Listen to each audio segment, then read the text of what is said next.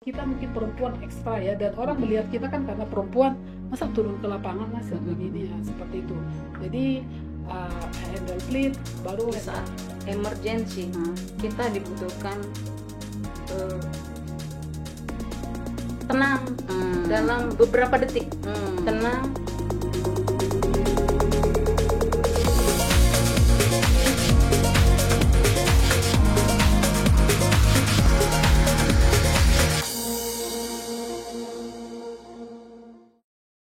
Halo kawan laut, berjumpa kembali di podcast Bukan PHP, buka-bukaan di podcast sebelah pastinya. Kali ini saya Presti akan mengajak kawan laut semua untuk ngobrol-ngobrol seru nih di episode yang sangat spesial ini. Kenapa spesial? Karena pada tanggal 18 Mei kita memperingati International Day for Women in Maritime 2025 yang pada tahun ini mengangkat tema An Ocean of Opportunities for Women. Jadi ini merupakan sebuah momen penting untuk merayakan kontribusi perempuan di sektor maritim yang selama ini dikenal sebagai dunianya laki-laki. Kira-kira seperti itu nggak sih sebenarnya? Atau justru lautan itu merupakan ruang terbuka yang bisa dimasuki oleh siapa aja, baik laki-laki maupun perempuan. Dan nggak cuma temanya aja nih yang spesial, narasumbernya juga nggak kalah spesial. Nggak cuma satu orang loh, tapi ada 3 orang perempuan hebat yang sudah hadir di sini. Kita sapa satu-satu yuk. Yang pertama ada Ibu Tresna Bardosi. Beliau adalah Sekjen Women in Maritime Indonesia atau WIMA-INA. Halo Ibu. halo juga, selamat sore semuanya. Sore Ibu. Selanjutnya ada Cap Astri Wahyuningsih selaku Marine Inspector dari Ditjen Perhubungan Laut. Halo Cap. Halo Bu Pres, semuanya selamat sore. Dan yang terakhir yang gak kalah hebat ada Cap Nani Leni Mardiana Sinaga yang seorang pandu perempuan dan saat ini menjabat sebagai Supervisor Unit Planning and Control di Kepanduan Belawan. Halo Cap Nani. Halo, selamat sore semua. Kita senang banget nih kedatangan ibu-ibu cantik dan hebat di DJPL hari ini.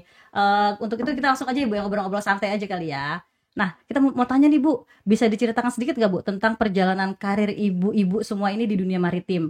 Jadi bagaimana awal mulanya bisa terjun ke sektor ini dan menurut Ibu seru nggak sih Bu terjun ke dunia maritim itu? Mungkin dari Ibu Tresna dulu.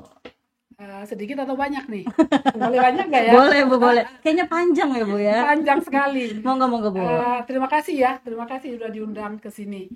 Jadi kalau saya, kalau mungkin dari yang lain kan memang background pendidikannya sudah dari maritim. Kalau saya enggak sama sekali. Jadi saya malah sempat kuliah di Gunadarma IT, tapi kayaknya nggak cocok. Akhirnya drop out.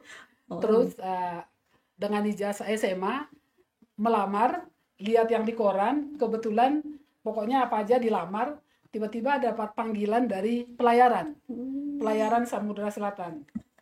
Itu sebagai general agentnya PIL yang based di Singapura ya, International Container di di agentnya di Jakarta. Saya dipanggil itu untuk mengisi posisi resepsionis. Jadi cuma untuk telepon ya kan? Angkat telepon. Itu 3 bulan. Kemudian saya dipindah ke bagian fax. Pada saat itu masih semua komunikasi melalui fax, belum ada email. Jadi semua komunikasi apapun itu kan melalui di situ. Disitulah saya belajar. Jadi di situ saya belajar yang namanya operation semua tentang shipping, karena semua komunikasi. Jadi saya harus belajar. Saya harus tahu kasih ke siapa tuh kalau ada dapat fax. Saya belajar di situ semua. Singkat kata, akhirnya saya diangkat jadi dipindah ke operation. Saya di operation itu langsung karena kontainer ya.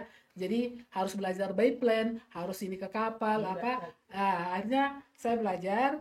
Nggak lama kemudian saya diangkat jadi asisten manajer di sana. Cepat sekali Bu. Dalam kurun waktu berapa tahun tuh Bu? Itu dalam kurun 3 atau 4 tahun ya saya lupa. Itu saya jadi asisten manajer. Kemudian manajer saya pada saat itu ex kapten kapal di ini. Kemudian beliau resign, akhirnya saya yang naik jadi yang jadi operation manager. Dan saat itu memang hanya saya satu-satunya perempuan yang operation manager di seluruh PIL di seluruh dunia. Jadi tidak ada operation manager. Jadi saya operation manager bukan yang duduk di ini ya, yang duduk di apa hanya di belakang meja. Memang terjun ke lapangan. Karena pada saat itu masih semua manual.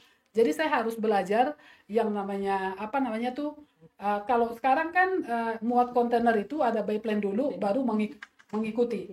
Kalau dulu enggak, kontainer muat dulu baru diisi gitu kan. Jadi memang benar-benar turun ke lapangan. Saya itu turun ke lapangan cari kontainer tengah malam sampai kapal miring semua saya belajar, dan saya tidak ada background sama sekali tentang itu. Dan itu perempuan sendiri ya Bu ya? Perempuan sendiri. Luar biasa. Jadi pada saat itu saya yang semua masih manual, di pelabuhan semua laki-laki, jadi hanya saya perempuan. Jadi setiap Sabtu dulu di sana namanya ada itu kumpul semua pelayaran, itu saya sendiri perempuan kan. Jadi itu pokoknya kayaknya ajaib banget lah. Tapi pengalaman saya begini ya, orang mungkin menganggap di dunia pelabuhan itu sangat kasar. Tapi buat saya mungkin omongan mereka kasar, tapi buat saya mereka sangat menghargai saya. Tidak pernah ada maksudnya ada kayak harassment segala macam, ada sexual harassment atau mereka berbuat colak-colek, itu tidak ada. Jadi kalau pengalaman saya sesudah itu, karena operation manager berarti kan harus berhubungan chief officer dengan chief engineer, iya kan, dengan surveyor. Sementara saya kan tidak ada backgroundnya untuk itu. Jadi pada saat itu kalau saya bilang saya tidak tahu kan kelihatan bego ya, begitu. Jadi kalau contohnya kalau ada surveyor datang, karena saat itu kapalnya semua kan yang kami ageni semua kapal bendera asing. Jadi berarti kelasnya pun itu kelasnya kelas asing semua, ada BV, GL, Lloyd, Register. Jadi kalau surveyor minta kapal minta survei, kadang-kadang kan saya nggak ngerti apa tuh yang mau di ini. Nanti tolong bilang sama surveyor ini katanya. Jadi saya bilang biar saya nggak kelihatan bego, boleh nggak ditulis saja waktu itu kan masih fax itu biar saya biar nggak salah. Saya bilangnya seperti itu. Padahal sebenarnya biar saya bisa belajar. Jadi ke surveyor pun seperti itu. Tapi dengan seperti itu saya harus belajar semuanya. Saya belajar by plan, saya belajar tentang kapal. Setelah itu kan ada kewajiban kalau untuk jadi agen harus punya kapal. Kalau nggak salah ada ya peraturan ya, bendera Indonesia. Akhirnya saat itu perusahaan kami itu di sini, perusahaan yang lokalnya, untuk jadi agen itu kan harus punya kapal, dikasihlah bendera Indonesia. Berarti saya harus memanage kapal itu juga. Kami ada 3 kapal bendera Indonesia saat itu. Itulah dulu kenapa saya sering banget ke lantai 12 dulu waktu di sini. Di kapel ya? Iya. Oh, betul. Jadi saya sangat hafal banget dengan semua padit kapal semua itu urusan sertifikat kapal, urusan itu. Dan itu saya harus belajar. Dan terus terang saya berterima kasih sekali ke INSA untuk itu, karena setelah saya di Tanjung Priok, saya bergabung diajak di INSA untuk aktif. Awalnya hanya sebagai anggota, kemudian ketua bidang kontainer. Setelah itu jadi sekretaris di DPC INSA Jaya. Setelah itu saya ditarik ke DP pusat jadi wakil ketua bidang kontainer. Kemudian ketua bidang kontainer internasional kan. Itu ada Bu Meme, ada Pak Johnson. Jadi saya belajar banget di situ, karena pada saat kita rapat atau itu kan di situ banyak permasalahan yang dibahas. Dan saya sering dikirim rapat ke Kemenhub. Setiap ada terutama urusan kontainer atau urusan kepelabuhanan, saya lah yang selalu diutus untuk rapat. Itulah kenapa saya sudah familiar banget dengan Kementerian Perhubungan Laut dari sudah lama sekali. Kemudian saya di pelayaran 21 tahun.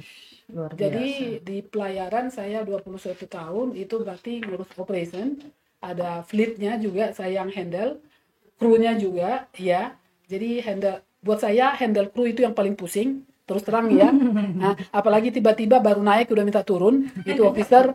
Jadi itu Betul Bu, mendingan ngurusin benda daripada ngurusin orang ya Bu ya. Dan orangnya di tengah laut yang kita urus itu, bukan di depan mata. Kapal kan beda, harus sesuai seamening, iya kan? Kapal tidak bisa berlayar kalau tidak sesuai seamening krunya. Berarti kita harus minta pengecualian kalau ada yang maksa harus turun. Dan itu sudah pernah saya alami, dan terima kasih ke Pak Leon waktu beliau atase perhubungan di Singapura, beliau bantu saya untuk itu. Jadi saya harus belajar memang mungkin kalau untuk ekstra, mungkin nggak tahu saat itu untuk apa sih namanya ya, buat kita mungkin perempuan ekstra ya, dan orang melihat kita kan karena perempuan, masa turun ke lapangan mas begini, seperti itu. Jadi handle fleet, baru handle untuk ekspor impor saya juga. Jadi yang tidak saya handle di pelayaran dulu cuma marketing sama keuangan. Luar biasa. Jadi tahun 2014 saya pindah ke terminal. Saya jadi udah 11 tahun itu saya di terminal, saya handle komersial. Sekarang saya sampai saat ini saya di terminal. Jadi mengurusin, kalau dulu saya dari sisi lautnya pelayaran, sekarang dari sisi darat ke melihat kontainer seperti itulah. Jadi perjalanan karir saya seperti itu. Tidak ada background saya dari maritim. Tapi banyak orang mengira saya itu dari sekolah pelayaran. Iya. Setelah saya kerja, baru saya kuliah di STMT Transportasi Laut. Itu pun sebenarnya karena yang diajarkan di sana sebenarnya malah sebenarnya lebih up to date kita, karena kita sudah melakukan, iya kan? Iya. Praktisi biasa lebih jago daripada akademisi. Jadi seperti itulah perjalanan karir saya sampai sekarang saya handle komersial di PT Nusantara Pelabuhan Handal Tbk. Panjang sekali ya Bu ya. Jadi awal-awal tuh nyemplung, lama-lama mendalami dan jadi ahli kontainer. Saya sangat maksudnya sangat exciting banget, dan mungkin itu jalan ininya kita kan nggak pernah tahu ya jalan jalan hidup kita ya. Jadi ada mungkin yang tidak kita pikir, menurut saya sih tidak ada yang kebetulan ya, mungkin memang jalan hidup kita udah ditentukan seperti itu. Tapi memang saya sangat mencintai pekerjaan ini. Betul. Itulah kenapa saya sangat mungkin bisa lihat kan saya sangat aktif banget, sampai orang bilang saya setiap acara maritim pasti kamu ada. Betul, Bu. Jadi setuju, Bu. saya sekarang juga ketua bidang kontainer di APBMI, karena kami juga di APBMI. Jadi ada juga kami asosiasi terminal peti kemas. Saya juga di situ. Di Jadi Wima juga. Di Wima Sekjen. Kalau Sekjen Wima, saya termasuk salah satu pendiri foundernya Wima. Perjalanan karir saya seperti itu kira-kira. Jadi saya tidak ada background maritim, tapi saya sekarang sangat mencintai maritim. Betul, Bu. Kerja memang harus dari hati, Bu. Iya. Kerja dengan Jadi hati. saya sangat excited banget dengan maritim yang menurut saya sangat dinamis. Siap. Ya. Terima kasih Bu Tres. Oke, lanjut ke Cap Astri nih. Bisa diceritakan nggak Cap, perjalanan Cap masuk ke dunia maritim tuh gimana? Apa dulu sempat berlayar atau langsung jadi ASN seperti itu, Cap? Terima kasih, Pres. Kalau saya emang dari pendidikan dari pelayaran ya. Jadi pengen waktu SMA itu masuk ke sekolah pelayaran itu awalnya mungkin karena saya tinggalnya di Tanjung Priuk. Anak Priuk nih ya. Priuk, banyak yang pelaut ya kan. Apalagi di tahun 90-an ya terinspirasi itu sama Kapten Entin Kartini tuh. Udah pertama ya Bu ya di Indonesia perempuan ya. Saya langganan koran, ada masih koran itu. Akhirnya lihat wah boleh juga. Terus waktu itu juga sempet diajak orang tua muter-muter pelabuhan, namanya orang Priok kan ya. Akhirnya carilah tuh sekolah pelayaran. Waktu itu yang udah buka pertama saya pikir baru Semarang. Ternyata di Jakarta yang di AIP Gunung Sari waktu itu yang sekarang jadi STIP 5 Runda udah buka perempuan tahun 92. Jadi saya 93 itu lulus, daftarlah sana, alhamdulillah masuk jurusan nautik gitu. Di situ juga waktu itu baru sedikit sekali ya tahun itu ya untuk perempuan, apalagi sejak Kapten Entin Kartini ditutup, dibukanya lagi tahun 92. Jadi saya masuk 93. Jadi yang nautik itu bisa dihitung lah sama jari, sangat sedikit yang untuk perempuan gitu. Nah setelah lulus tahun 96 September saya wisuda, saya join di kapal. Waktu itu Samudra Indonesia saya belayar, dan itu pun saya nggak langsung terima. Jadi udah tes emang dulu mah sedih sekali ya jadi perempuan mau berkecimpung di pelayaran. Lamar sini udah tes diterima. Dulu juga pernah di MSC udah tes tuh Jalan Timur, totonya yang dari sananya nggak, karena saya perempuan nggak jadi gitu kan. Terus di Samudra juga saya sempet udah mau naik kapal, ada divisi ini menolak karena saya perempuan. Akhirnya nggak jadi, tapi minggu depan dipanggil lagi, suruh naik kapal lagi. Akhirnya saya pertama di Samudra Indonesia, itu yang perempuan pertama. Itu pun dalam masa percobaan 6 bulan. Dan alhamdulillah kapal pertama saya itu bekerja itu waktu itu third officer ya, itu bukan 6 bulan, saya malah lewat dari masanya itu sampai 16 bulan saya di kapal. Nambah berarti ya? Dari third jadi second, jadi nambah alhamdulillah. Mantap. Nah, dari pengalaman Samudra itu saya bergabung ke ASN-nya ya. ASN itu tahun 2003 Desember. Ya. Waktu itu sebelum menjadi ASN saya sempat jadi pengajar di STIP, tapi nggak lama, kurang lebih setahun. Pas penempatan saya di kantor pusat di Dijen Hubla, di lantai 14, belum jadi Merin, baru Direktorat Lalu Lintas dan Angkutan Laut. Ya, itu waktu itu Pak Direkturnya Pak Jimmy Nikijulu. Ya, waktu itu beliau lagi itu membuka kesempatan para pelaut. Waktu itu di Lala belum ada pelautnya, jadi untuk diperbantukan kapal-kapal yang perintis secara teknisnya. Dari Ditlala saya pindah jadi Marine Inspector ke Ditkapel 2013 sampai sekarang. Ini tugasnya yaitu jadi Marine Inspector, jadi auditor SMKUT juga, jadi auditor rumah sakit nih, kayak dokter juga. Saya audit rumah sakit, yaitu terkait untuk medical check up laut. Terus ada juga audit lembaga pendidikan yang setingkat mungkin sekolah tinggi ke STIP sampai ke Maritim Training Center-nya hingga sekarang. Jadi lebih banyak mengaudit ya sekarang ya? Audit dan management. Kalau di lapangan masih? Lapangan masih, karena audit juga lapangan juga. Masih periksa kapal berarti? Ya, di kapal juga ada namanya audit, yaitu audit SMKUT, International Safety Management. Ya. Sekaligus Marine Inspector juga. Karena auditor itu basicnya itu adalah Marine Inspector tipe A. Kan ada 2 kan, A sama B. Kalau A itu unlimited, tapi kalau yang B 500 ke bawah dan nasional. Dan persyaratan jadi auditor harus ada Marine Inspector tipe A dulu. Ya. Jadi basicnya Marine Inspector tipe A, baru auditor, seperti itu. Luar biasa, berarti udah sangat berpengalaman ya memeriksa kapal, kapal aja diperiksa tuh, apalagi kita Saya menyambung tadi omongan Butres ya kan. Butres itu kan yang buat biplane. Saya waktu itu belayar di Samudra Indonesia, kapal yang pertama Pancaran Sinar ya. Tuh jangan-jangan saya masuk sini Butres yang buat biplane ini. Jangan-jangan dari dulu saya kenal ini. Saya ngecek biplane sesuai apa enggak. Kita yang pernah di kapal kan selalu ngecek cocok apa enggak, seperti gitu. Dan ternyata ketemunya sekarang. Tiba-tiba kapalnya miring karena nggak sesuai. Saya juga pernah belayar di kapal Sinar Kudus, kapal yang dibajak Somalia. Waktu itu saya setahun. Tapi alhamdulillah waktu saya setahun itu tidak ada pembajakan. Tapi ya waktu itu yang ngerampok nempel ya sempat lah kayak begitu, tapi alhamdulillah selamat gitu. Ini kayak satu sesi sendiri nih Cap kalau ngomongin banyak pembajakan kapal. Oke, terima kasih Cap. Lanjut ke Cap Nani nih, gimana nih pengalaman pertama kali terjun ke dunia maritim? Apalagi Pandu masih sangat jarang ya Cap. Gimana? Hanya saat ini di Indonesia ada beberapa orang saja. Kalau saya sebenarnya kalau dibilang merintis itu, saya juga bingung kenapa saya jadi seperti ini sekarang gitu. Bingung apalagi kita kan nanti sama kayak Ibu Teh.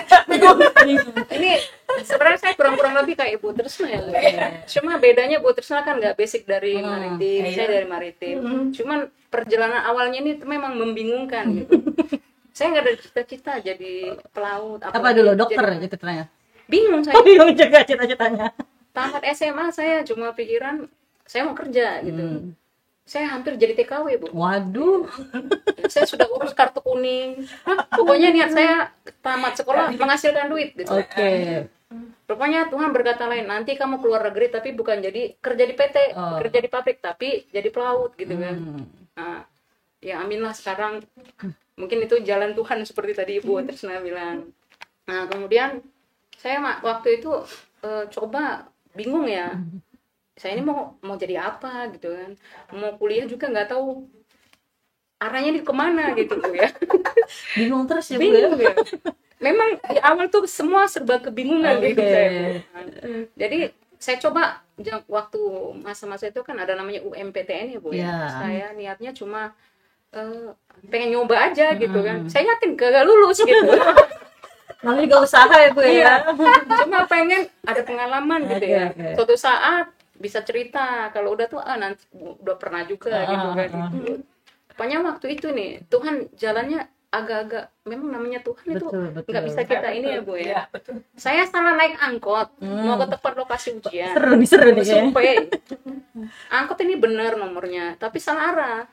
Oke. Saya waktu zaman-zaman jarang keluar dari rumah, anak rumahan Bu. Oh, iya. Nah sekarang malah jarang balik ke rumah. Baik, Terus ya. Orang rumahan teman. iya benar. Jadi waktu ujian, memang saya yakin nggak lulus. Waktu saya naik angkot gitu lihat, dulu kan kalau kayak di daerah kan nggak ada negeri ya Bu ya, di Medan kan saya swasta sih. Anak Medan berarti ya Bu. Anak Horas Medan, Bu. ya. Horas. Sama kita. Ini Sunda sepertinya. Saya gado-gado. Oh, gado-gado. Jawa, Sunda. Ya udah. Padahal dikit ada. Lanjut dulu. Jadi saya lihat kan Bu, lagi macet tuh di depan kampus saya. Waktu itu belum jadi kampus saya ya. Ini sekolah apaan ya? Pakaian kayak apa ini, akademi laut atau gimana gitu kan? Jadi saya hafal nih angkotnya.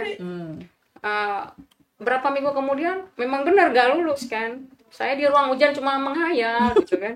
Begitu udah pengumuman gak lulus, saya datang lagi. Siapa angkot nomor sekian gitu kan? Saya ngomong sama, saya datang dulu ke sana, belum ngomong sama orang tua.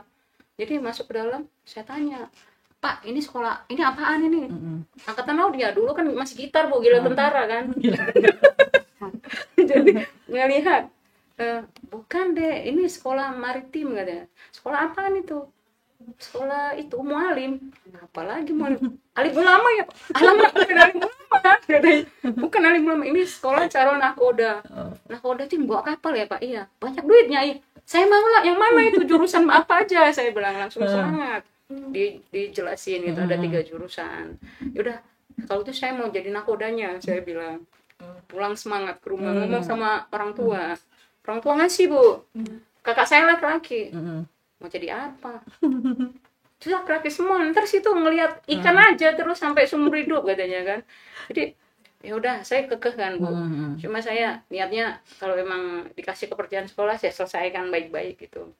Nah, waktu masuk zaman dulu swasta kan masih susah ya Bu ya. Lulus itu susah banget gitu kan. Baru masuk semester pertama, ini saya bisa lulus enggak ya? Mikir gitu ya. Tapi ya hasil perjuangan gitu lulus. Sampai saya juga nggak ada ambisi mau meningkatkan pendidikan ANT 2, ANT 1, Kapten Master Marine semua. Itu teman yang nyuruh. Sekolah aja. Saya di kapal yang daftarin teman. Zaman dulu kan masih bisa didaftar. Udah, sekolah ambil 1. Saya berlayar terus, Bu. Saya berlayar terus. Terus saya bingung juga ini selalu dasarnya tuh kebingungan, Bu. Bingung saya. Ini saya seumur hidup mau belayar, mau jadi apa ya? Saya pulang ngobrol sama orang tua. Ya udah coba Nak. Mungkin nanti kalau ada pembukaan pegawai negeri, cobalah masuk. Kamu kan cewek katanya. Ya udah deh saya nungguin Bu. Setiap saya lagi sign up, gak ada yang buka penerimaan. Pas saya naik dibuka berapa kali gitu Bu. Naik gak ada buka. Akhirnya itu terakhir ya saya berlayar. Pas ada waktu itu kayaknya ada info nggak ada buka 5 tahun ke depan. Umur saya lewat gitu kan. Tiba-tiba saya dapat info lagi dari temen di Pelindo lagi terima pandu katanya kan. Paling kalau untuk menjadi ya pegawai pemerintah masuk pandu lah katanya. Itu benar Bu, saya dari dulu dalam batin saya nggak mau jadi pandu gitu kan. Saya antipati sama jadi pandu, tapi ini sekarang saya jadi cinta sama pandu. Ya. Itu berapa kali udah seberapa tahun memandu, saya makin mencintai pekerjaan saya. Luar biasa. Dan sebenarnya bukan pekerjaan perempuan Bu. Kadang-kadang keluar tengah malam, ombak sekian meter, naik ya kayak ninja Bu. Ya setiap saya keluar tapi namanya pandu itu semakin dekat sama Tuhan. Setiap keluar rumah berdoa, Bu. Iya. Iya, Sempat selalu ada accident juga katanya ya, Cap, ya. saya sempat accident Jatuh dari tangga itu. waktu mau manjat, kaki saya salah napakin kaki, jadi kelepek gitu. Jadi saya cedera ligamen. Nah, sampai sekarang masih pengawasan dokter. Jadi memang udah bisa beraktivitas normal. Nah, jadi itu juga Pelindo tetap memperhatikan ini, kita juga background dari ini. Jadi sekarang saya ditempatkan bersama tim di pemanduan Belawan di bagian unit planning and control. Oke, udah di kantor berarti ini sekarang. Di kantor. Tapi juga kalau ada kayak emergency, Bu, saya bisa backup gitu. Luar biasa, mantap Cap. Ih, ternyata seru-seru banget ya pengalaman-pengalaman. Kalau saya nggak ada pengalaman, Bu. Tapi boleh disebut Women in Maritime nggak nih? Boleh ya? Saya boleh ya. Kan kerja di Women in dunia Maritime, iya. kerja di Ditjen Perhubungan Laut ya. Iya. Tapi kantornya di darat. Oke, lanjut ke Bu Tresna lagi nih, Bu. Ibu kan sebagai Sekjen WIMA nih, Bu, WIMA INA. Bagaimana sih Ibu melihat keterwakilan peran perempuan di sektor maritim Indonesia saat ini? Kalau keterwakilan di sektor maritim, saya rasa sudah cukup bagus ya. Cuman maksudnya kalau kita ngomong di pelayaran yang di darat, karena kan WIMA ini kan yang disebut WIMA adalah perempuan yang bekerja di sektor maritim. Di semua sektor industri maritim, bukan hanya yang pelaut, seperti itu. Jadi termasuk seperti saya bilang tadi, perhubungan laut, itu semua perempuan yang di perhubungan laut itu berarti WIMA juga, seperti itu. Jadi bukan hanya yang bekerja di laut. Jadi kalau keterwakilannya, kalau menurut saya yang di darat itu sudah sangat bagus. Jadi bisa saya kasih contohnya di pelayaran. Sekarang di beberapa pelayaran malah untuk di top level manajemennya itu sudah banyak perempuan. Beda sama dulu ya, Bu ya? Sekarang Beda. Banyak Saya kasih perempuan. contoh sekarang kita di ini yang pelayaran kontainer internasional. Kita kan kalau ngomong pelayaran sekarang yang paling besar kan kontainer ya. Sekarang paling besar kan ada MSC, Mars, nomor 2. Sekarang country direkturnya Mars Indonesia itu perempuan. Dan itu bukan background maritim loh. Beliau itu dari Grab. Nanti beliau juga akan jadi salah satu pembicara di FGD-nya tanggal 27. Oke, datang Jadi, ya. datang ya. Ya. Sekalian promo kita. Ini sekalian Indonesia promosi. Maritime Week tanggal 26 sampai 28. Enggak, iya. Mei. Tapi WIMA-nya di situ event tanggal 27 jam 13 di Merak Room 1. Siap, Bu. Jadi kemudian di ONI, Ocean Network Express Indonesia, itu perusahaan Jepang yang khusus kontainer, itu 2 direkturnya itu perempuan. Jadi bisa kita lihat kan contohnya Ketua Umum INSA perempuan. Tuh. Ketua Umum IPerindo Sipia itu perempuan, Ibu Anita. Ketua Umum ABUPI sekarang betul. perempuan. Jadi kalau kita lihat keterwakilan perempuan di sektor maritim, kalau kita ngomong secara keseluruhan, menurut saya sudah sangat bagus di Indonesia. Dan menurut saya tidak ada mungkin kalau di negara lain, seperti kita ngomong dengan negara lain ya, WIMA negara lain, kadang-kadang kan ada yang masih ada mungkin aturan dari negaranya atau apa. Kalau di kita kan itu tidak ada. Tidak ada termasuk pay gap, tidak ada kan. Kalau contohnya dengan posisi yang sama, tidak ada kan. Mau perempuan atau laki gajinya sama kan. Yang penting posisinya sama. Betul. Tapi kalau kita ngomong di laut, yang benar-benar di pelaut, seperti tadi di Pandu, di Marine Inspector, atau di pelautnya, itu masih sangat sedikit sekali. Seperti tadi waktu kita ngobrol sebelum ini, banyak pelaut, bahkan banyak yang contohnya di Instagram, itu kadang-kadang DM saya, itu yang taruna yang baru lulus, mereka untuk cari tempat untuk magang aja, untuk jadi kadet itu susah. Jadi terutama di pelayaran kita nasional ya. Jadi mungkin mereka kan belum ada connect untuk ke luar negeri. Jadi memang masih support. Jadi kita perlu ada mungkin dari pemerintah, mungkin harus ada upaya untuk itu, bagaimana biar bisa. Kan makin banyak sekarang kita lihat perempuan yang mau berkarir jadi pelaut, tapi bagaimana agar bisa mereka ini untuk apa sih mencapai cita-citanya dan ini karirnya. Jadi kalau menurut saya untuk apa tadi untuk Keterwakilan berarti keterwakilan sudah cukup baik ya Bu ya. sudah cukup untuk baik. saat ini di Sudah Indonesia. cukup baik. Tantangan yang paling sering dihadapi oleh perempuan-perempuan yang terjun ke dunia maritim Bu. Dan bagaimana WIMA sebagai organisasi wanita maritim menyikapinya? Tantangan yang dihadapi kalau kita ngomong saya bilang kan beda ya tantangan kalau kita di seperti pelaut pasti beda ya tantangannya seperti tadi saya bilang dia kan akan dengan jumlahnya yang sangat sedikit di kapal dan dia di situ paling sedikit 6 bulan ya kalau nggak salah ya sekarang 6 apa 3 bulan 3 kalau officer ya 3 bulan ya 3 bulan dia di situ. Jadi tantangannya itu kan beda dengan yang di darat. Jadi tantangannya ya satu kalau kita yang di darat berarti kan kita harus bisa membuktikan memang kalau kita mampu. Kalau saya satu prinsip saya begini, kan ada dibilang dikasih kuota untuk perempuan. Contohnya ada seperti contohnya di BUMN, dibilang kan 30%, walaupun belum tercapai sampai sekarang. Kalau buat saya begini, jangan hanya untuk memenuhi kuota itu dikasih perempuan menempati posisi itu. Saya pengen itu memang karena mampu, karena kemampuan. Jadi tantangannya kadang-kadang dari diri kita sendiri. Apakah kita memang benar Bisa, mampu ya, untuk betul. itu? Jadi kemudian kalau untuk perempuan Indonesia salah satu tantangannya karena dari keluarga dan dari diri sendiri. Contohnya kalau sudah berkeluarga, pelaut contohnya.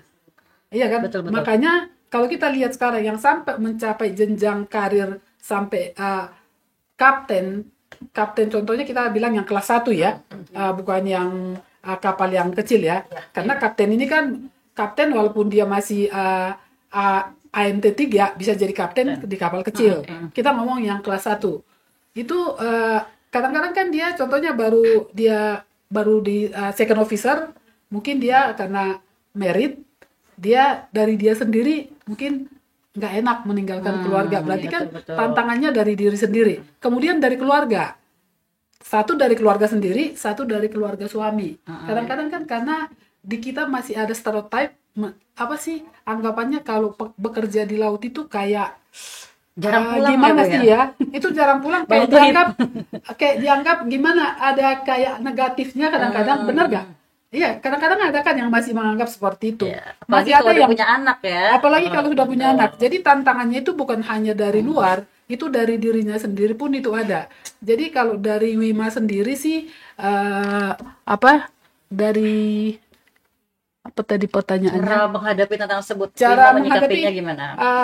itu kita pengen apa sih ya maksudnya untuk saat ini kan Wima ini karena sebenarnya Wima Indonesia sudah 10 tahun cuman mungkin masih belum banyak yang belum banyak yang dilakukan. Sebenarnya kami masih ada berusaha pengen ada seperti ada vokasi, makanya seperti nanti di FGD yang akan datang kami mendorong agar ada kasih pioneer itu untuk bikin kerjasama antara pelayaran dengan BPSDM. Jadi nanti akan ada di sana penandatanganan seperti MOU. Ini dengan kita coba dengan perusahaan BUMN dulu. Oke. Jadi kerjasama Pertamina gitu ya. International Shipping. Shipping. Jadi kita mendorong agar perempuan itu ada keterwakilannya apa sih maksudnya ada bisa dapat bukan kemudahan ya kita juga nggak mau dikasih terlalu kemudahan kita cuman ada dukungan kita dikasih kesetaraan seperti itu ya Bersaing sehat dengan laki-laki loh, kan? Gender equality Betul. bahwa kita juga bisa mampu gitu loh jadi bukan karena cuman dikasih kuota karena memang kita mampu jadi kami dari Wima memang berusaha untuk masih walaupun masih terlalu dini menyatakannya karena perjalanan Wima Indonesia juga masih apa dibilangnya masih tertatih-tatih ya. Belum mencapai maksimal kami masih berusaha untuk itu tapi mudah-mudahan ke depan kami juga masih pengen belajar sebenarnya dari Wima Filipina yang sudah jauh lebih maju karena seperti Wima Filipina itu sampai mereka bisa memberikan beasiswa untuk perempuan yang masuk Maritime College. Luar biasa. Amin. Kita doakan ya Bu. Jadi kita Mudah-mudahan doakan. Wima Jadi Indonesia bisa memberikan Iya, program seperti itu. kami mendorong istilahnya seperti itu. Jadi kalau seperti tadi saya bilang, kalau keterwakilan menurut saya terutama untuk yang di darat itu sudah cukup, walaupun belum apa ya, belum Belum seperti mendominasi belum mungkin seperti kaum mendominasi. laki-laki, nggak apa-apa. Iya, Pelan-pelan. tapi iya pelan-pelan tapi Siap. positif seperti Oke, itu. Terima makasih Bu Tres. Iya. Lanjut ke Cap Astri nih. Kalau Marine Inspector kan pekerjaan teknis banget ya Cap ya, di lapangan lagi. Kalau menurut Cap tuh tantangan terbesarnya tuh apa sih untuk perempuan kerja di lapangan, apalagi naik-naik kapal, periksa-periksa kapal, menghadapi kru-kru kapal yang laki-laki semua. Gimana tuh Cap? Kalau marine inspector sih bagi saya tantangannya nggak terlalu banyak ya, beda sama kita jadi pelaut dulu. Karena kalau pelaut itu benar-benar kita tinggal di atas kapal, perempuan sendiri, semuanya laki-laki. Dan kedua kita bukan petugas ya. Kalau jadi marine inspector ya ada dikit tantangannya, cuma nggak sebanyak yang pelaut wanita di kapal. Karena paling tantangannya kalau kita datang ke atas kapal tuh kayaknya nih perempuan dari mana gitu, ibu dari mana gitu kan, gitu. Lihat nih seragamnya, gitu dong Cap. Maaf, karena dia butuh kita mau ngapain ya beda sama jadi pelaut gitu. Jadi ya nih ini ngapain nih ibu-ibu ke atas kapal gitu kan, apalagi dalam peperangan kita sekarang. Kalau dulu kan saya mungkin tomboy ya kan, kalau sekarang udah nih karena ibu-ibu dari mana nih ke kapal gitu. Tapi ada timnya kan ya pasti ya. Sendiri Oh, sendiri sering. sama kadang-kadang sendiri biasnya sendiri. iya. Semua misalnya apa semua ditangkap semua. sendiri. Iya. Luar biasa. Itu tadi kadang jadi marine inspector, kadang auditor juga di situ di kapal juga. Jadi emang tantangannya juga sama. Ketika marine inspector tuh ya kalau lagi malam-malam. Pernah juga saya dari misalnya pergi ke luar negeri, nyampe totonya udah sore, lanjut kita tuh perjalanan darat, lanjut ke kapal. Jadi jam 11, jam 1 gitu. Seperti itu. Sama pas kondisinya emang harus kita begadang-begadang gitu.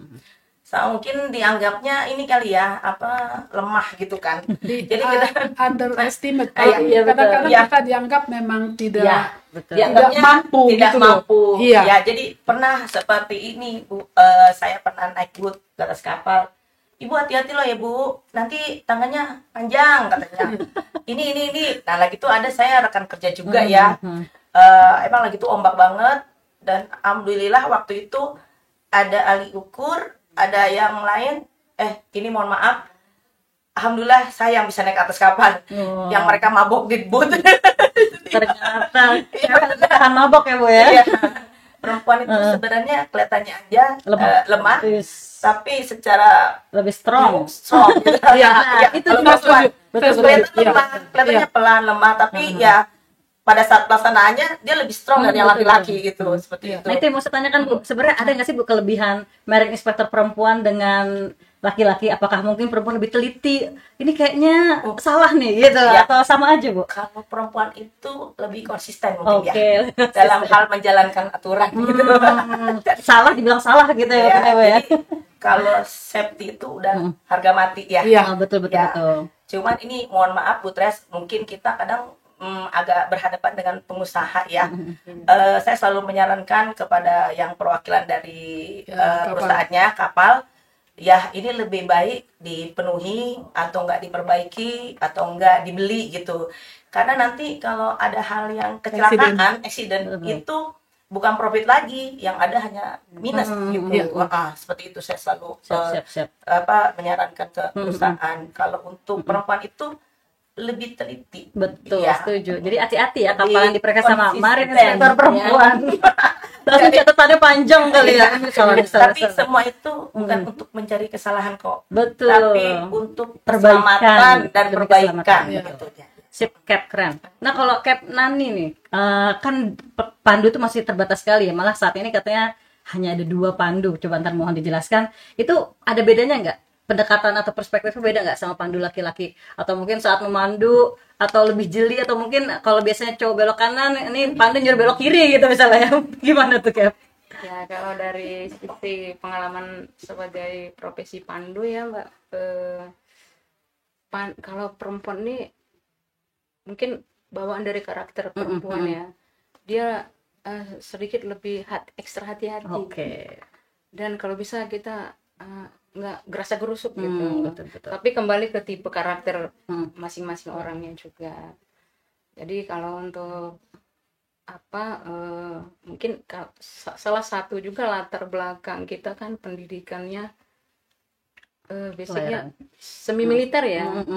Jadi kalau untuk hal-hal yang berhubungan kayak di lapangan tadi itu mungkin sudah biasa untuk mengambil keputusan. Tapi yang saya alami yang paling sulit di saat emergency, kita dibutuhkan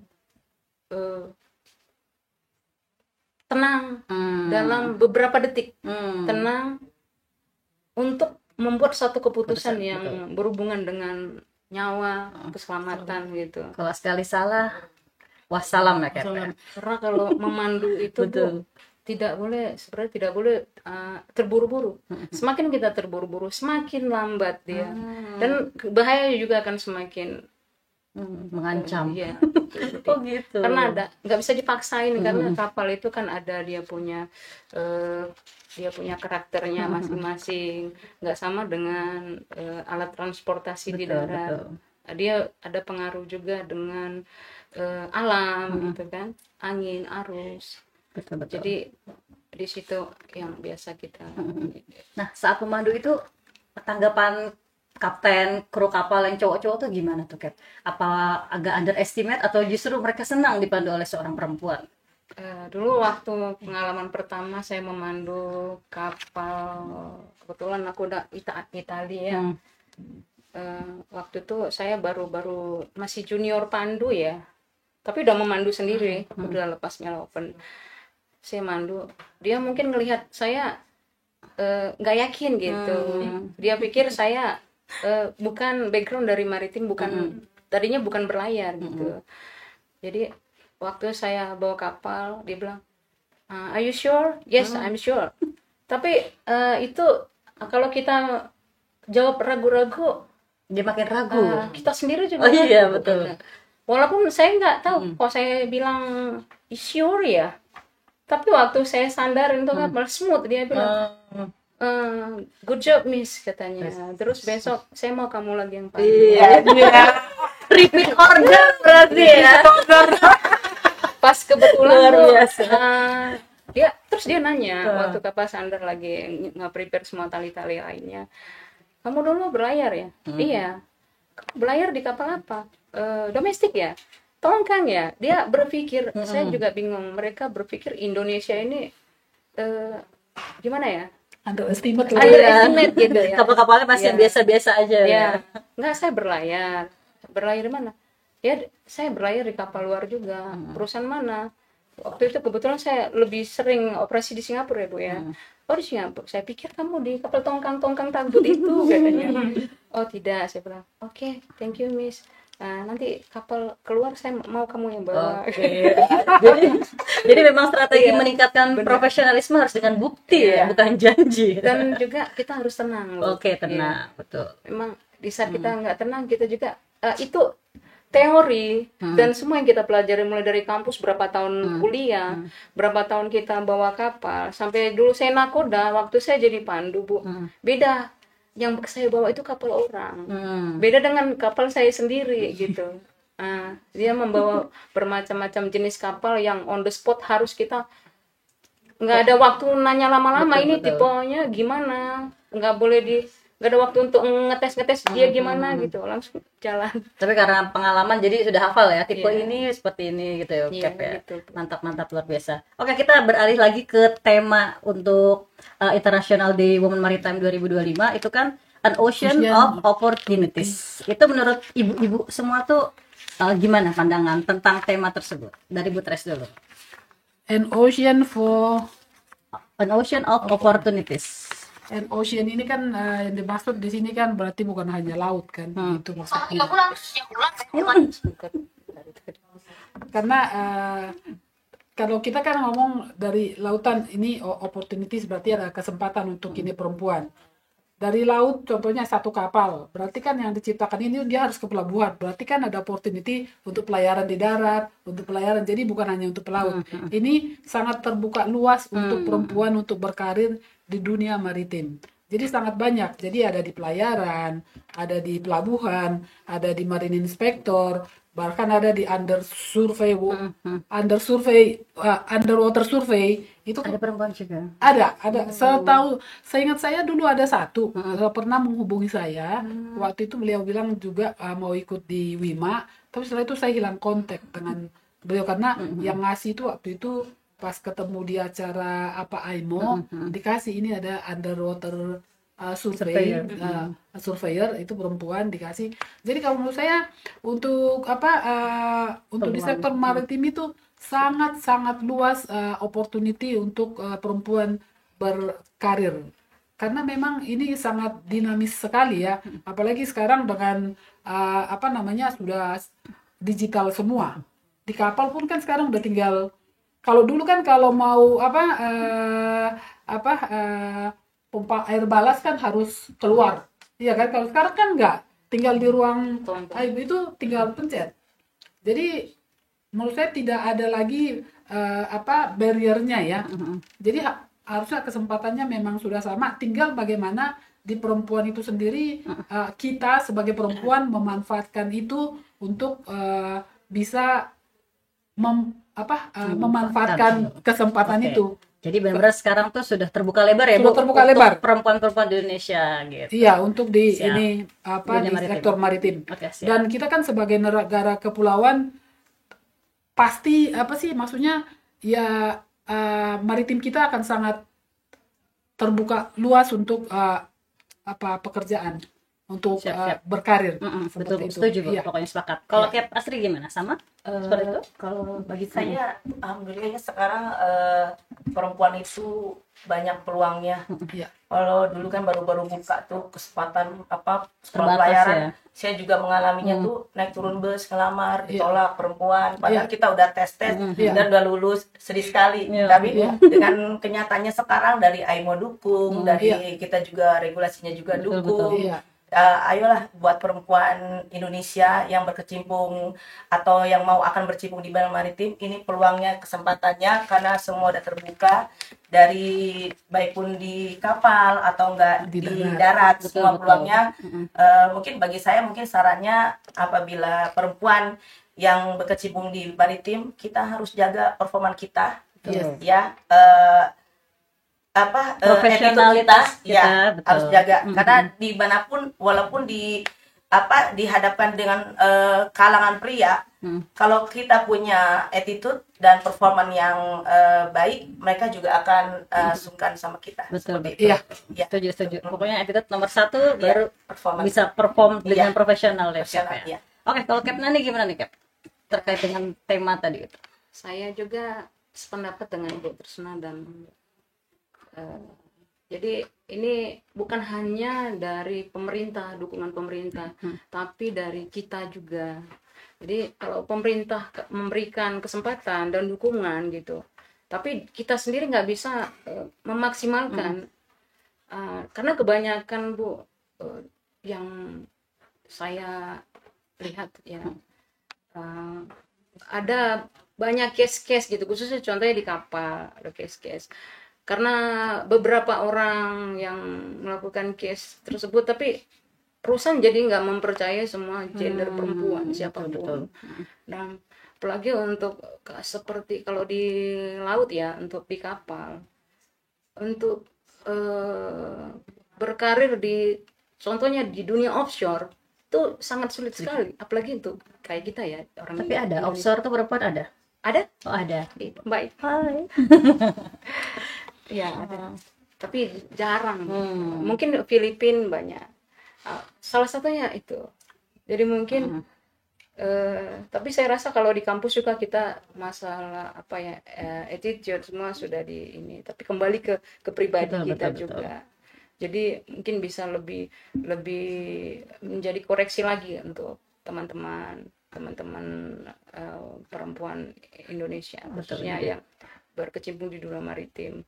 Dan karena di dunia maritim ini seperti kata Bu Tresna tadi, kita kan negara kepulauan, bukan hanya karir itu di pemerintahan saja Bu, di swasta semua, baik di laut, di kapal maupun di kantor, di office gitu. Itu sangat banyak, sangat sangat besar sekali Betul, betul. kesempatan gitu. Jadi kita harus pintar-pintar cari peluang ya Bu Iya, ya. benar. Karena terbuka lebar juga. Iya. Dan yang penting harus ada dukungan dari pemerintah, Iya. swasta, BUMN, pokoknya seluruh pihak harus mendukung juga.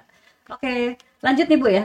Nih, kita lagi seru ngebayangin nih Bu, berandai-andai. Kira-kira 10 tahun mendatang tuh, menurut ibu-ibu tuh, kontribusi perempuan di sektor maritim seperti apa? Apa semakin besar? Atau justru sebaliknya seperti apa? Bu Tres, menurut Bu? Kalau saya akan semakin besar. Semakin besar, oke. Semakin besar, iya. Jadi karena dengan satu kebijakan pemerintah juga kan sekarang udah apa sih maksudnya kan tidak ada membedakan ya. Betul. Nah, salah satu yang saya ini ya waktu ngomong kemarin di workshop WIMA Asia Pasifik di Bali juga itu kan dibicarakan juga yang mengenai equality gender ini ya. Jadi waktu itu dari Filipina kan menyatakan mengenai kuota, pemberian kuota. Jadi waktu itu saya sampaikan sebenarnya kalau di kami di Indonesia itu sudah ada sebenarnya belum menjadi peraturan ya bahwa untuk kuota 30% baru seperti ada kayak himbauan atau jadi seperti contohnya pemerintahan sebelumnya itu menteri kita ada 30% mungkin ada ya, sekarang berkurang ini nih.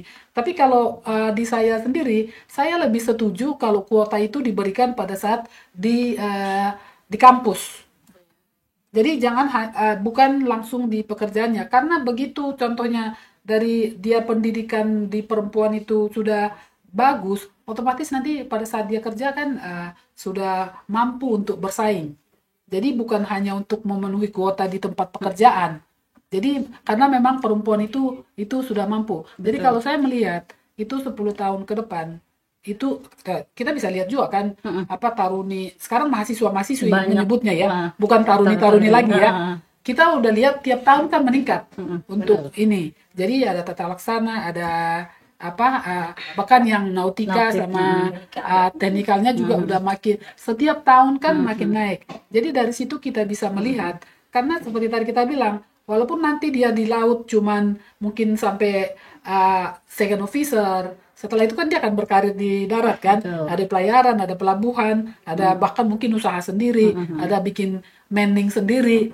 Iya kan? Jadi ada seperti jadi konsultan, jadi banyak. ASN. Iya. Betul, jadi betul. peluang itu Makin kan banyak. terbuka lebar, Jadi ya. kalau menurut saya 10 tahun ke depan akan mungkin sudah lebih dari 30% yang menjadi pemimpin di perusahaan di maritim amin. itu perempuan. Luar biasa. Amin. Berarti penerus generasi muda sekarang Yes. akan menjadi pemimpin Ya, dari maritim. saya Yakin ya? yakin itu. Siap. Ya, saya yakin. Saya sangat optimis untuk ya. itu. Yes. Siap. Kalau Cap gimana Cap? Kalau saya kedepannya mungkin lebih banyak. Lebih Kenapa banyak. begitu? Kalau perempuan itu lebih rajin. Yes. Kedua, manajemennya juga bagus. Oke. Ya, karena ketika kita inspeksi ke kapal tuh, ngaudit, kalau ada krunya perempuan rapi tuh, dokumen semua rapi, form checklist semua diisi, tersusun rapi. Itulah keunggulan dari Betul, perempuan. betul. Terus perempuan juga multi talent. Iya. Iya. Tapi ini yang cowok-cowok, yang laki-laki Mohon maaf. jangan Iya. ini ya, Jangan jangan baper. Ya, Ini biasa obrolan ibu-ibu Iya. kebetulan di pengalaman sebagai Betul, betul. petugas ketika naik ke kapal inspeksi, ada perempuannya tuh krunya rapi dan juga kayak kapal juga lebih bersih, gitu. bersih, setuju. Jadi kalau saya melihat 10 tahun ke depan perempuan di sektor maritim bahkan di kita ngomong pelaut atau di pandu ataupun di marine inspector itu tidak akan di underestimate lagi iya, betul, seperti betul. ataupun tapi kalau sampai sekarang saya lihat operation manager untuk di pelayaran perempuan masih jarang, ya? Oh, jarang. masih sedikit. Masih walaupun dia ada operation manager tapi dia cuma duduk di kantor. Jadi begitu ngomong tentang lapangan nggak ngerti. Benar nggak? Itu dia dari performa kita juga Iya, harus kita benar. tingkatkan. Setuju. Iya. Contohnya Bu Tres bukan dari pelayaran tapi karena mau Saya ada pengalaman sekali ya mengenai di underestimate sama ini. Jadi saat itu mau serah terima kapal karena dijual ganti bendera ya. Jadi saya kayak Marinapir di Singapura kan, itu kan harus naik bot. Kan itu kan karena itu lalu lintas kru kapal itu kan lewat imigrasi kan, lalu lewat imigrasi. Jadi karena di situ kan nggak ada perempuan, jarang perempuan kan di situ. Jadi di situ di stop sama imigrasi saya, ditanya, urusannya apa mau naik ke kapal? Karena kan harus naik bot kan. Urusannya apa naik ke kapal? Dibilang. Saya nggak mikir 2 kali. Saya langsung bilang owner. Saya bilang gitu langsung. Jadi baru mereka Silakan. ya. Jadi mereka secara ini kan mereka bilang ngapain nih perempuan? Jadi kayak seolah-olah underestimate kita gitu.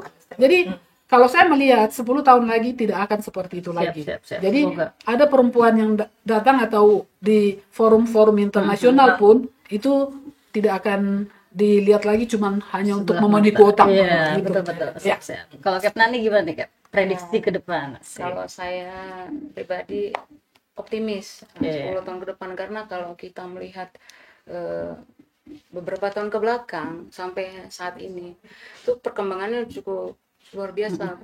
Contohnya kayak di pelayaran itu kan dulu hanya beberapa orang seperti itu kan tadi. Nah sekarang udah banyak sekali. Kalau kita lihat yang dari sekolah pemerintah aja udah berapa banyak. Di swasta Dan itu lebih setiap banyak tahun lagi. mencetak SDM baru. Iya. Cumanya saya rasa untuk yang teman-teman yang berasal dari swasta ini, karena mereka kan lebih ke sendiri-sendiri ya Bu ya, mandiri. Mereka itu banyak Bu yang sudah sukses gitu, tapi kurang diekspos gitu. Oke, betul. Nah, yang kedua kekurangan dari gender perempuan ini mungkin sama Bu, di kapal dengan di kantor tuh ada apa ya, saya bilang karakter bukan ya, ada sih kayak seperti bersaing gitu, bersaing di mana-mana. Jadi mau kita majukan, gitu, kita ini contoh kita kan untuk merintis itu berat ya Bu ya. Kita berusaha untuk track record kita sama perusahaan itu ya, kita buat yang terbaik. Nah ternyata ada sesama gender kita masuk gitu, apalagi kita rekomendasi, tapi nggak sesuai ekspektasi kita, malah jadi menutupi kesempatan buat yang lain. Salah satu itu. Jadi pejuang-pejuangnya hanya beberapa orang, yang lainnya malah baru setengah jalan, kita malah Tergantung pribadi masing-masing Iya, berarti ya. kembali ke situ. Oke. Tadi ada kelebihan, ada juga kekurangan dari perempuan. Tuh tenang, kita ada minusnya juga kok. Oke, terakhir nih Kak, ibu-ibu nih. Terakhir, ada nggak pesan ibu-ibu semua bagi generasi muda perempuan Indonesia yang ingin berkecimpung atau berkarir di dunia maritim? Dari Bu Tres. Kalau pesan saya sih jangan khawatir untuk masuk di dunia maritim. Dunia maritim itu tidak seseram yang dibayangkan orang. Jadi orang kan selalu beranggapan, contohnya karena saya dulu di pelabuhan, saya selalu sampai sekarang kalau rapat-rapat, saya kan masih sering itu sendiri perempuan sampai sekarang. Jadi orang berpikir dulu kalau kita di pelabuhan bahwa contohnya kayak buruh atau apa itu, pasti nanti istilahnya kasar atau apa, itu tidak seperti itu. Jadi tidak usah takut untuk masuk di dunia maritim. Dunia maritim itu mengasihkan sekali kok. Sangat seru ya Bu ya? Iya, Pokoknya. dan dunia maritim itu kan sangat dinamis sekali. Sangat dinamis sekali. Tiba-tiba nanti kita lihat contohnya, tadinya pelayaran ini begini, tiba-tiba bisa jatuh. Tapi tiba-tiba ini seperti pelabuhan juga akan, kayak kita kan Indonesia kan dibangun pelabuhan ini, dibangun itu. Jadi kalau saya sih bilang jangan takut dan jangan ragu untuk masuk di dunia maritim. Setuju. Sangat menyenangkan. Menyenangkan. Iya. Oke, kalau Kat gimana? Kalau saya, ayo perempuan yang belum masuk ke dunia maritim, mau yang jadi sekolah pelayaran atau enggak yang mau bekerja yang non pelayaran, kesempatan ke maritim luas. Semua baik di laut ataupun darat. Darat juga banyak peluangnya, seperti Bu Tres yang kontainer, bisa juga forwarding ya. Bisa juga bikin surveyor, planning, banyak semua peluangnya. Jadi kalau kita sudah berpengalaman di bidang maritim, itu peluangnya terbuka untuk perempuan, sangat luas sekali.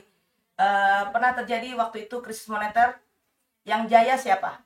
Hanya di laut pelayaran. Yang lain pada turun, ingat ya, tapi tetap laut tetap jaya, seperti itu. Jaya. Ayo banyak-banyak perempuan Indonesia untuk memasuki dunia maritim. Semangat.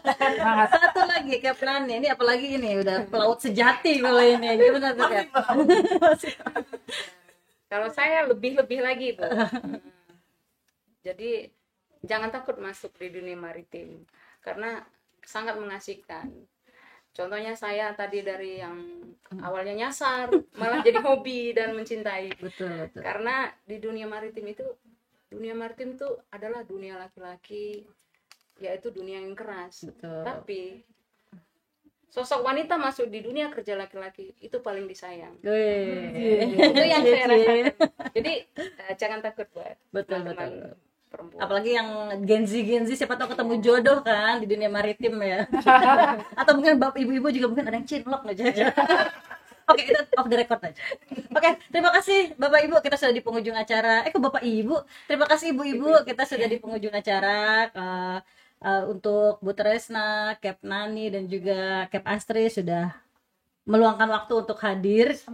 Kita berharap ibu-ibu bisa makin sukses, semakin menginspirasi dan terus berkontribusi dalam memajukan dunia maritim demi terciptanya kesetaraan gender di dunia maritim Indonesia. Terima kasih Bapak Ibu. Kita sama-sama ucapin yuk, selamat memperingati Hari Women in Maritime International. Kami mengucapkan selamat memperingati Hari Perempuan Maritim Internasional 2025. Maju terus perempuan Indonesia.